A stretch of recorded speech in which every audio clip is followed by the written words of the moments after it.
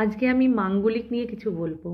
মাঙ্গলিক শব্দটা শুনলেই সবাই ভয় পায় এবং সবাই জানতে চায় যে আসলে মাঙ্গলিক কী। সব মাঙ্গলিকেই কি খুব ভয়ঙ্কর কিছু হয়? মানে সব মাঙ্গলিক মানেই কি ছাড়াছাড়ি হবে? মাঙ্গলিক মানেই কি অপমৃত্যু হবে? এসব নানান রকম কোশ্চেন থাকে। মাঙ্গলিক ব্যাপারটা শুনলেই কেমন হঠাৎ করে ভয় পেয়ে যায় মানুষ। কিন্তু তেমন কিছু নয়। আগে জানতে হবে যে মাঙ্গলিক দোষ দেখা হয় কোথা থেকে, মানে কোন কোন ঘরে থাকলে যে মাঙ্গলিক হবে। মঙ্গল গ্রহ লগ্নের দ্বিতীয়, সপ্তম, অষ্টম, দ্বাদশ ঘরে থাকলে মাঙ্গলিক দোষ হয়।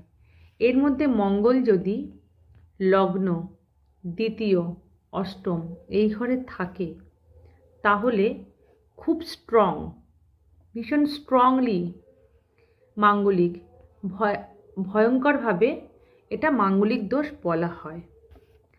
সপ্তমে থাকলে গৃহে বিশাল অশান্তি হবে, আর দ্বাদশে থাকলে ছাড়াছাড়ি হয়ে যাবে।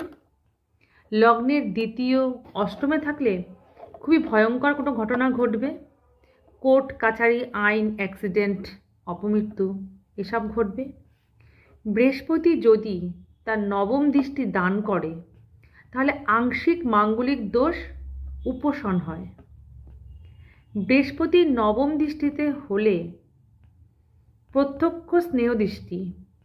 বৃহস্পতির নবম দৃষ্টিকে আমরা বলি প্রত্যক্ষ স্নেহ দৃষ্টি, কিন্তু লগ্নে দ্বিতীয়, অষ্টমে মঙ্গল থাকলে বৃহস্পতির নবম দৃষ্টিতেও কোনো কাজ হবে না।